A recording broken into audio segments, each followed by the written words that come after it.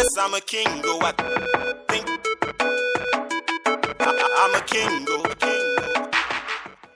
And let me tell you that it is the same fight that we are pushing, that the continent of Africa must never continue to be the continent that is a victim to climate change, the continent that complains, the continent that doesn't have ideas. And we have insisted that we are going to change the approach of the continent of Africa. We are going to be armed with our own ideas, with our own proposals, with our assets, and with everything that we have. And we are going to find our way to the table. And we are going to sit on that table and give our ideas and suggest our proposals and make sure that we are part of the solution, not just a victim. And I encourage you as young people to do the same. I am very happy when I see this climate summit, and I want to say this is probably the most important part of the summit. Because this youth assembly represents the stakeholders that have the greatest stake in our present and in our future. And because climate change threatens our present and our future, there is no solution that can be found if we do not involve and engage the people who have the greatest stake in our present and in our future. And therefore, I urge you to insist, to make your way to the table. We're going to facilitate your sitting on the table. Because we all know, it is said that if you are not on the table, you probably and most likely be on the menu. And I do not want any young person or any one of us to be on the menu. Africa's future has the potential to shine brightly. As the world's youngest continent, we will comprise 25% of global workforce by 2050 and 40% by 2100.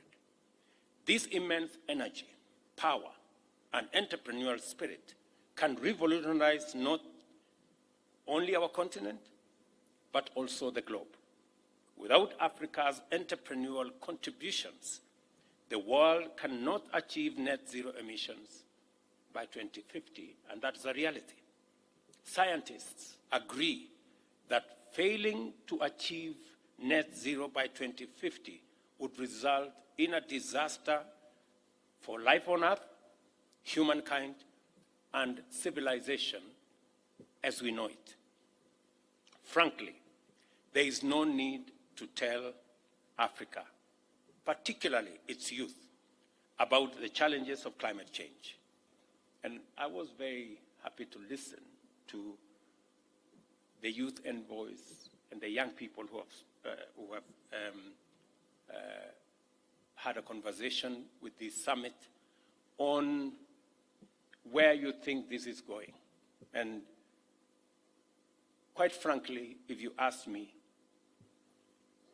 the 30 million jobs that we need to create for our young people, the entrepreneurial opportunities that exist in our continent, that climate change could possibly be not just a challenge, but on the flip side, a solution to the challenges that we have. In fact, climate change puts Africa, and by extension, the young people of Africa, at the heart of the solution for climate change, creating opportunities for employment, creating opportunities for investment, creating opportunities for innovation and creativity and creating opportunity for enterprise and business. And the people who have the greatest stakeholders in those opportunities, and we are going to be presenting Africa as a continent that is coming with opportunities. We have assets. The largest assets we have in this continent is our renewable energy assets. We have the greatest potential of green assets in the renewable energy space in Africa. We have the largest assets of green minerals that can be used to leverage on the green potential that exists. We have the largest, in probably two-thirds of the largest, two-thirds of Africa's uncultivated arable land. And we have the jewel, the young people of our continent. With those assets, Africa is very well positioned, not just to provide solutions to climate change, to drive green growth, to drive green industrialization and green manufacturing, but to also decarbonize the rest of the globe. So we not only are positioned to provide solutions for ourselves, but we are also positioned to provide solutions for others. Your engagement paves the way and inspires us to do what we must.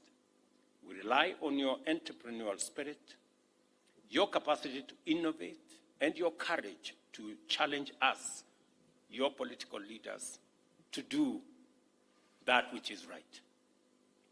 Demand accountability from us. Demand that we give priority to green growth as a way of attracting investments, building skills, creating and supporting opportunities, and providing market access for your innovations, for your enterprises, for your businesses, and for everything that you do.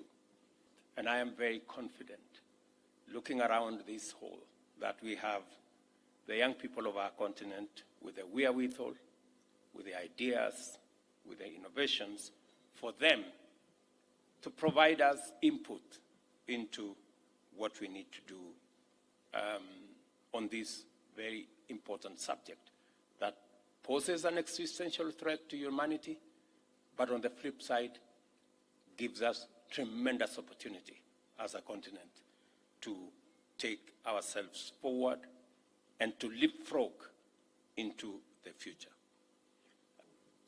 Why do I believe our future can be remarkably bright? After all, we must generate 30 million new jobs each year to accommodate our rapidly growing youthful workforce. And that's a challenge even without the added complication of climate change. My optimism emanates from the fact that Africa's youth is pivotal part of our solution.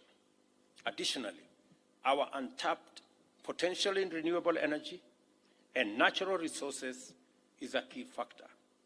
These three elements, the young people of our continent, providing labor, innovation, creativity, enterprise, the energy resources that are abundant in our continent, and the natural assets that we have in this continent, whether it is green minerals or whether it is carbon sinks, are the driving forces behind the technical feasibility and commercial viability of the solutions we need for today and tomorrow, especially in the context of climate change.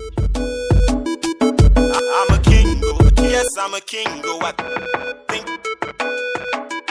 I'm a king,